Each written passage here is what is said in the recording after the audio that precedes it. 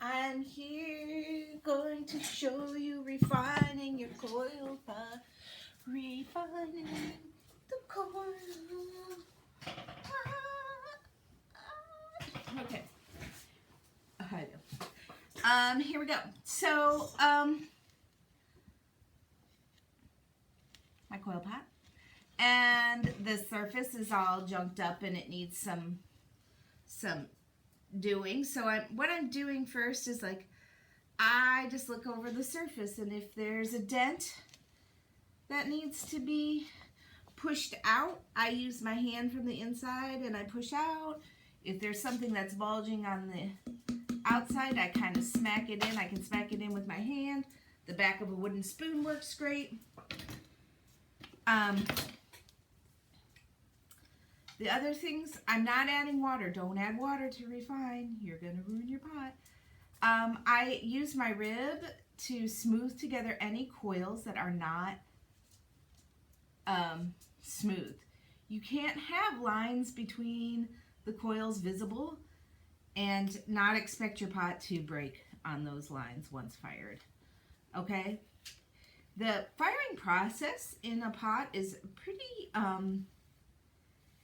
it's kind of traumatic to the pot. Like, that, it's an excessive amount of heat. I mean, we're talking more than 1,000 degrees, right? And that is a lot of stress on your pot. And if it's not well constructed or adhered, those coils are not adhered to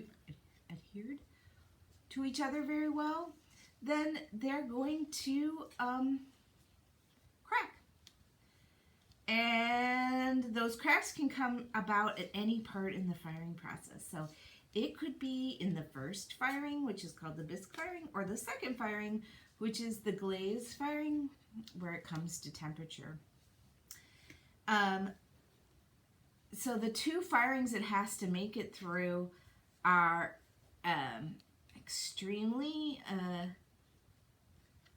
of traumatic on the pot almost, because it goes through what we call quartz conversion, and that is like where the clay, the little particles in the clay, right now they're kind of like plates that they like slide against each other. That's what makes it sticky and plastic and movable.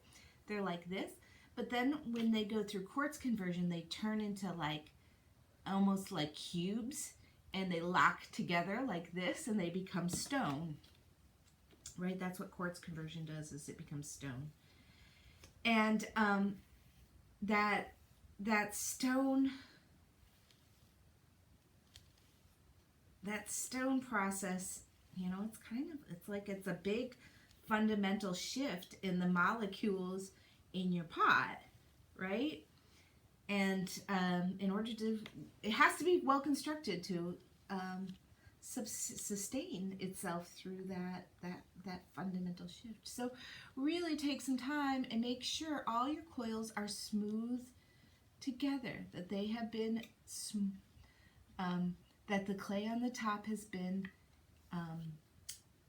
joined with the clay on the bottom, that the coils are one. Now, the last thing I'm doing here is I'm just using the rib to kind of this is all about shaping, right? So I'm shaping the pot. I'm making sure that the overall shape is symmetrical and round, and I'm smoothing out any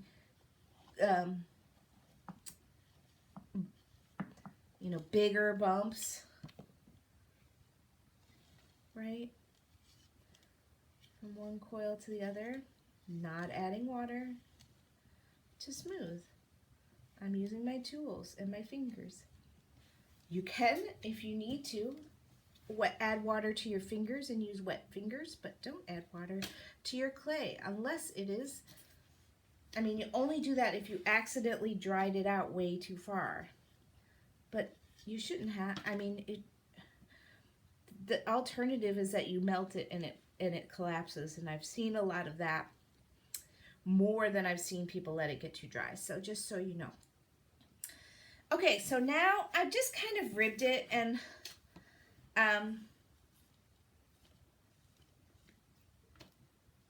now I'm going to use my metal screen. So I come back to this metal screen. You might need to cut off a new piece. I'm going to use this piece, and I'm going to roll up the little pokies on the end. You can even tape the ends. I've seen people tape the ends of this around here. Keep their fingers. And now I'm using this to sand the surface. And this is really going to take a ton of time. Like, I honestly think this should take you, it might take you 2 or more days. Just because you might want to take a break. I mean, it won't take you more than like 2 hours, but like, it's kind of tedious work. And rushing that tedious work is not, it's not going to get you the best results. So, I mean, you really want to just kind of do it and take a break, or do it while you're watching a show.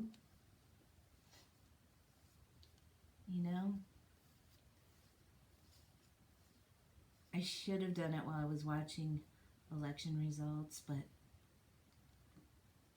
think I had too much. I was too into, like I couldn't relax. So I'm really just using this to take out any surface bumps. I want to use this to maybe level my top too, like this, but some of you might not be able to just use the metal screen to level your top. You might have to cut off a little extra, and I'm going to show you how to do that here in a minute. But I'm just going to sand the surface. So what I'm trying to do is get rid of any bumps on the surface, and I have to keep cleaning out my my metal screen. And here's a pro tip. This is messy, and it is totally gorgeous outside. This may be something to do outside, because these little crummy pieces, these are the things that fall on the ground and dry out, and then you crush them with your feet and you make dust in your house. I'm in my garage, and that's part of my life, is the dust from clay. I'm kind of like, I've learned, I just kind of live with it. I mean, I do clean up, let's be real. My house is not like covered in clay dirt, but I work at cleaning it up, and you may not want to work as much as I do about cleaning it up. So this is a good thing to be doing outside. Notice how I'm focusing on one area of the pot, like this girdle, and I just keep moving it around and sanding. And that helps me because I'm trying to, I'm visualizing this contour and trying to make sure that that contour stays the same as I move around the pot, as I sand. And then, I'm going to go to the next area, which will be like up here. And then I'll do the bottom. I mean, this is just a low-lying fruit is the middle. So I'll do the bottom, I'll work up, and then I'll work back down at the bottom.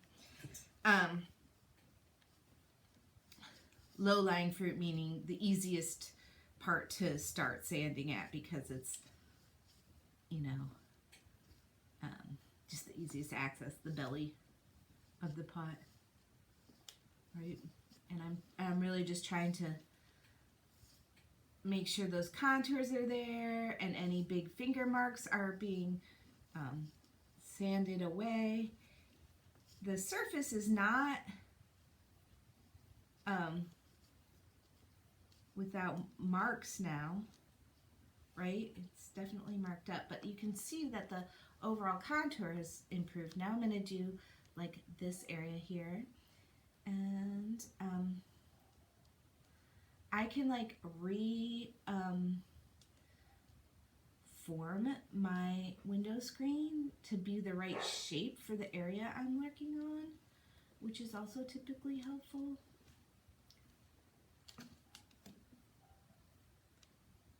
So now I'm really looking at this contour, and shaping that, making sure the surface marks get out, but so that that contour is kind of staying the same as I turn my pot and move.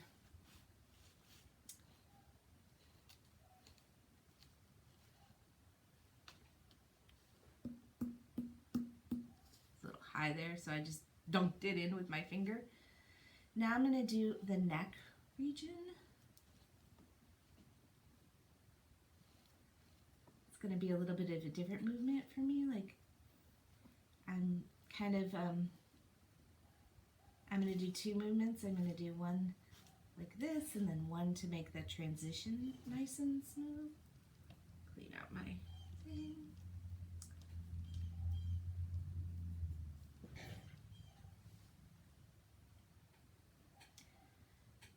Again, this might take you several hours. My pot was in pretty good shape to begin with, so mine won't probably take me as long, but as a beginner, don't expect to be able to do this in 10 minutes or less like I am. It might take you several hours of, you know, just really looking and refining and take a break when you get tedious, because this part makes the biggest difference on how well your finished product comes out. I mean, this is the difference between, right, that elementary level pot and that advanced level pot. And even if you thought, oh, I did such a good job of forming it, I don't need to sand, go back and sand. I know you might be like, oh, it looks good to me. No, this is the process. This is where we go from beginner to advanced. I promise I'm not just trying to make more work. This is the thing. Okay. Now I'm gonna level off my top. I'm gonna do that. Okay, I'm gonna make sure my pot is sitting is the best I can. My bouquet is a little not level, and yours might not be too. Like, but I'm gonna make sure my pot is sitting, you know, where I want the top to be level and not crooked in this. And then I'm taking my needle tool again. I'm holding it level, and I'm turning my pot. And I'm drawing a level line in my pot. Now, I don't like that line. And that is okay. Like, I did not do a good job. I'm erasing that line. This may happen to you. That's why we do it. So it's not sitting quite right, so I'm going to re-level. I'm going to hold it again. I must have moved something, so I'm going to try again. One more time. Holding it steady. Turning it with the other hand, trying to keep it nice and level, and this time it wasn't perfect, but it is much better. So I'm going to go with that, and I'm going to just hold this while I slowly go through, cut through the pot. You may want to switch. You may prefer, there's multiple ways to do this. The needle tool is great, but also you have lots of good cutting tools. So you may want to use the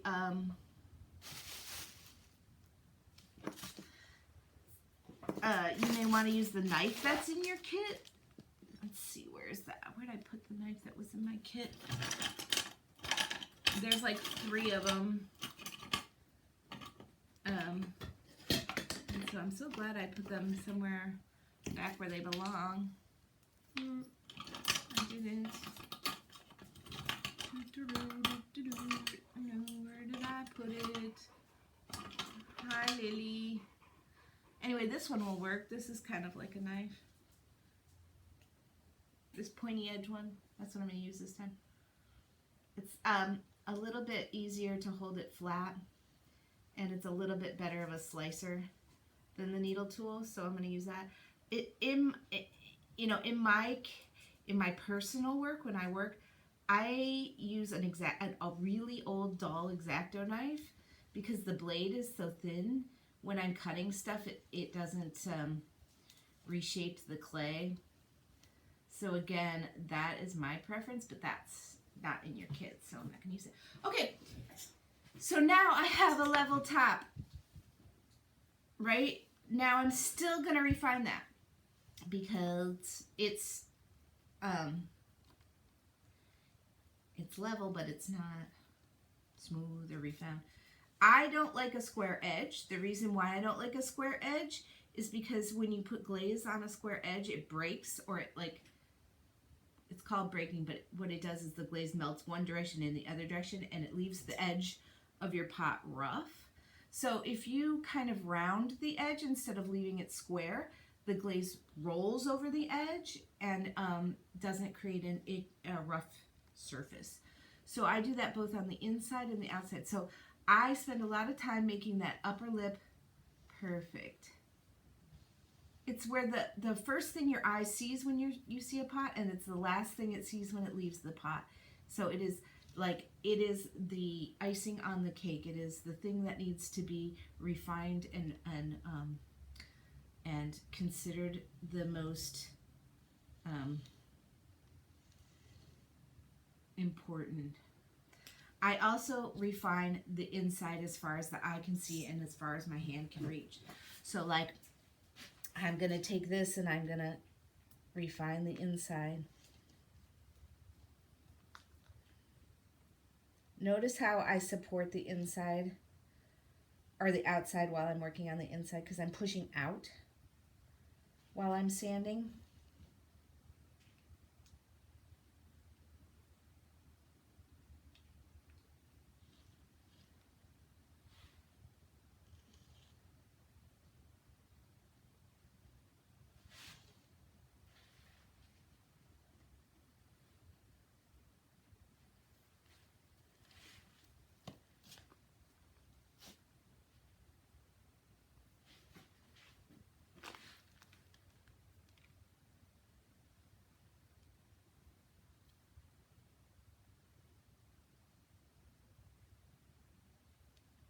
Sometimes the little crumbs get in the way. I gotta keep moving them out of the way.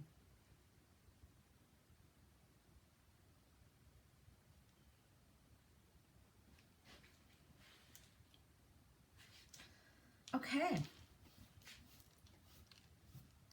Keep moving those crumbs out of the way. I don't want them on the pot.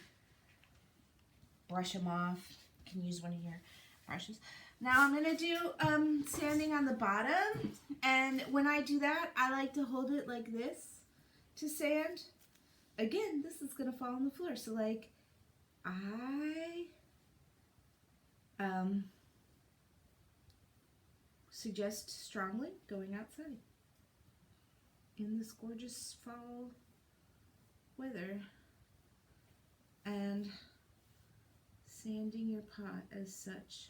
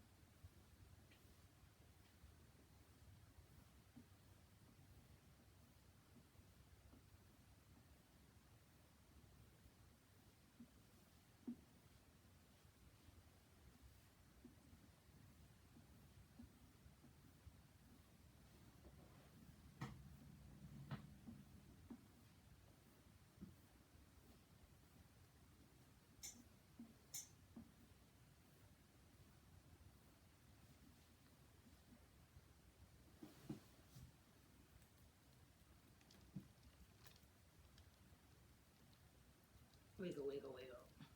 It's pokey.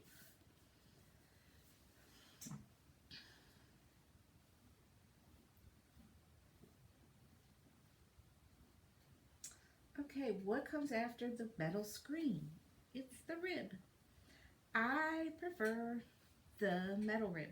Your metal rib will form, it's bendable to the shape of your pot, and therefore a superior rib for smoothage.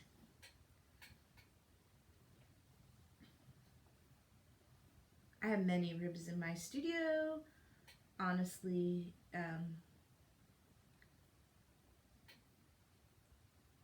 they're all for different purposes, right?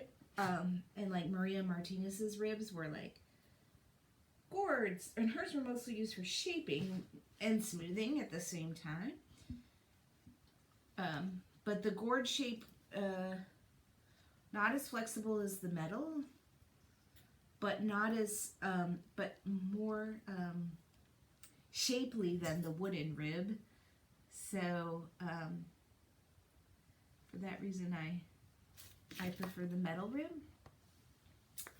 But you have to keep the metal rib clean, and mine's dirty right now, so I'm gonna go rinse it off with my sponge to make sure I'm gonna get my sponge wet and wash out my metal rib, and then I'll have a wet sponge to keep my metal rib clean. Because if it gets clay gooped on it, when I go to smooth, it will add more texture to the surface rather than taking it away. So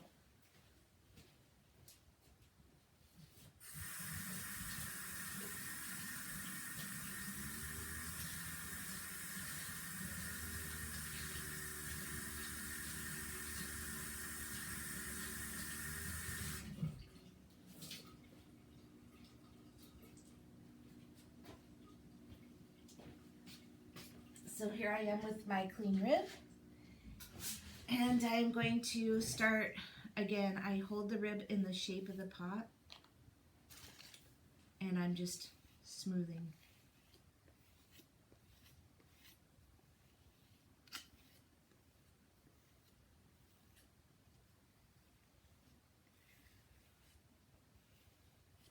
I'm looking for surface imperfections, and like if I see like a dent still happening that I can't smooth out with a rib, I'll go back to these,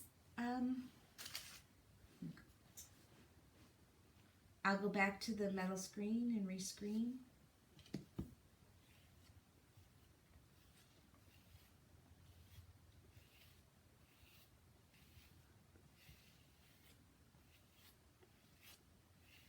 Okay.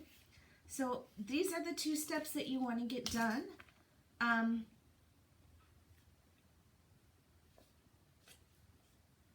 In the first stage of refining. Okay, and then after we're done with this, we're going to go ahead and burnish. And burnish is, if you do these 2 steps, burnishing is easy. If you skimp on these steps, burnishing becomes very difficult. So let's make sure you take a minute and just do this nice and slow. You can see how my surface is starting to become really smooth. I don't know, can you see that? I'm gonna try to so the difference between the sanded surface and the smooth surface is that, right? And then burnishing is the last step. So it's about 25 minutes of me doing this, but you take some more time, keep going. When you find surface problems, you can either smooth them back with your finger or go back to the sand. Like, see how I was smoothing here and there's a dent and a dent? I might decide, and in this case I am going to decide, to come back and sand them out of the surface. Only takes a minute. Then I'll use my rib one more time.